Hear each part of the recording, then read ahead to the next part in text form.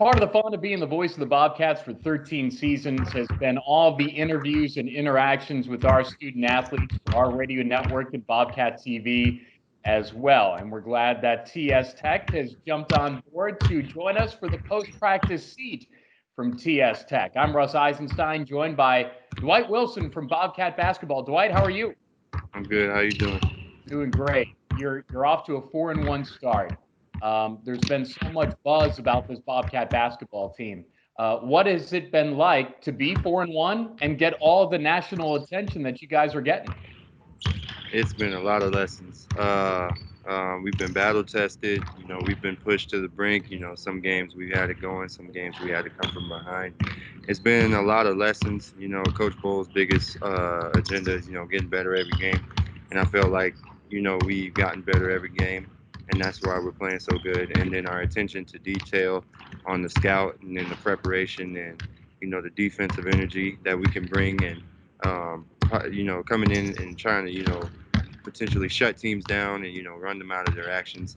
So I think that's the reason to our 4-1 start, and it's been amazing. You're all business, and I love that. But you're having fun with it too. What's it like as a college student athlete, knowing that you've had thousands of retweets and likes and views of not only your teammates but stuff that you've done too? I can't imagine what that would be like. What's that like for you? It's crazy. It's definitely crazy. The 40-0 run, something that's never been done before. We're in the history books now, and it feels surreal because you know, you don't realize it while you're in it until after the fact. All we just saw was like, wow, they haven't scored in like 10 minutes or something like that, and it was crazy. But to do something that that's in the history books, I think is a testament to the work we put in, and what our potential for what we can be as a team. To not only do that against Cleveland State, but the MAC players, the Buffaloes, the BGs, teams that have scoring guards and scoring. No matter who we play, we can do that same thing. So I think as long as we take that and be like, hey, we can do that every game, I think we'll be successful. You mentioned about the 40-0 run, and you didn't realize it as it was going along. You probably realized that they hadn't scored for a while, and so you're focused on the game.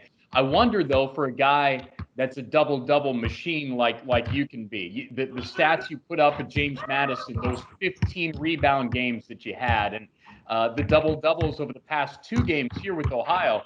Um, if I were out there, I'd probably be like, yeah, I'm getting a double double.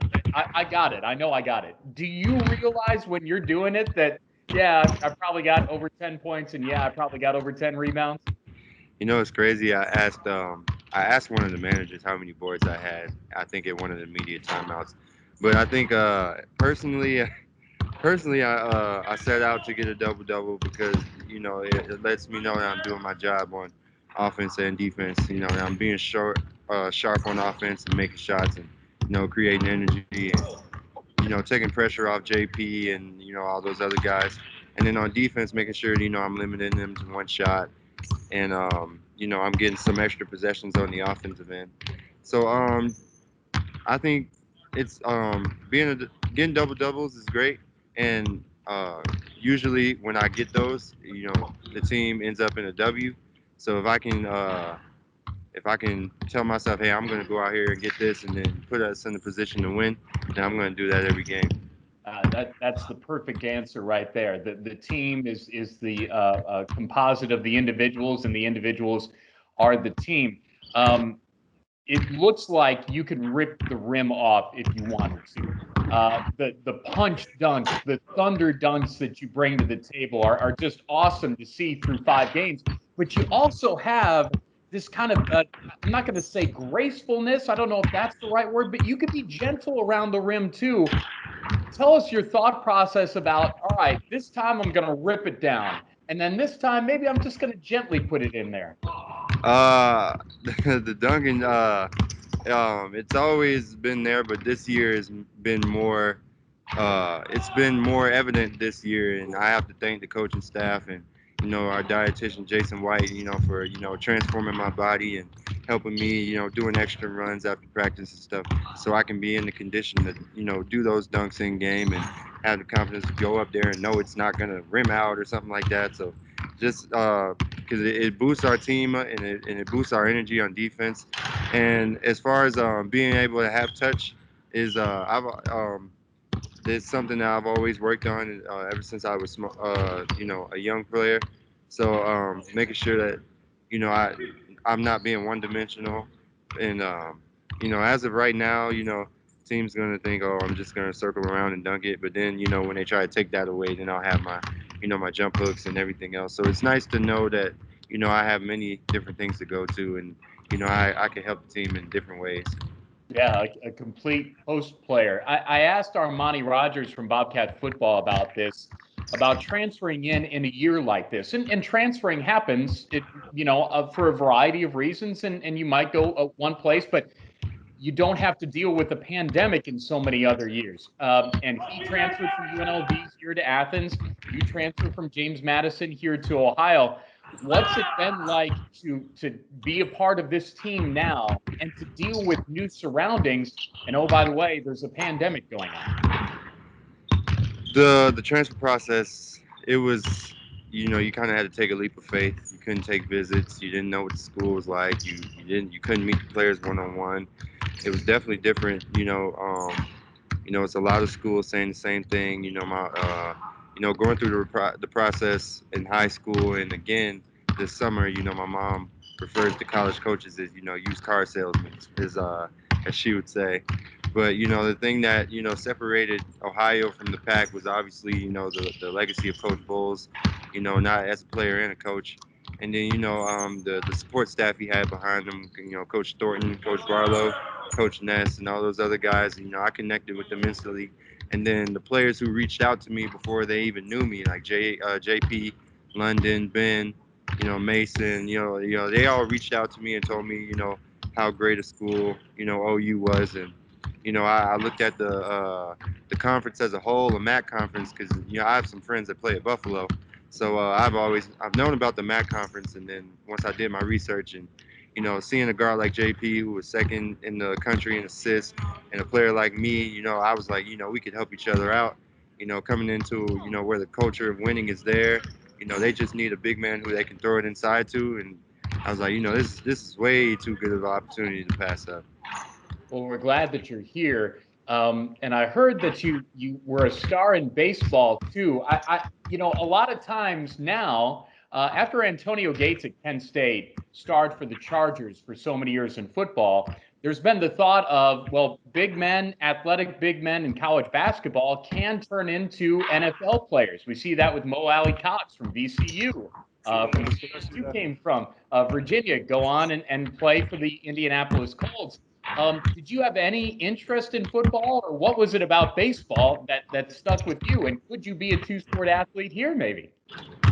I played I played baseball mainly as a kid, and I did play football some, but I feel like it's crazy. In high school, the football coach would always call me out of class and have me talk to these football coaches from like LSU, Georgia, all the big names. And I would walk in there, and they would instantly go like, "Whoa!" And the football coach would be like, the football coach would ask him, "Would you offer this kid?" And he was like, "Without a doubt. Like I don't even have to see him play." And it was like, so I always thought that if I really put my mind to football, that I would be a success. But it was just something about basketball that just really grabbed me, that made me want to, okay, this is what I want to do. This is what I want to focus on. Because at the time I was playing, when I got to middle school, I was playing football and then basketball, and then it was around sixth, seventh grade. I was like, okay, I just want to focus on basketball. So I think if I really put my mind to it, I could be a football player. Well, Baseball is baseball. Uh, I don't know about baseball. Maybe it's hard in baseball. it is, and I see you as a Ryan Howard type guy at first base. That the body type and the athleticism there as well. But it's food for thought. We'll think about your post Bobcat stuff after you win a MAC championship. That's crazy. Let's My bad. If it wasn't for The Office, I would have had no idea who you were talking about. The Ryan Howard.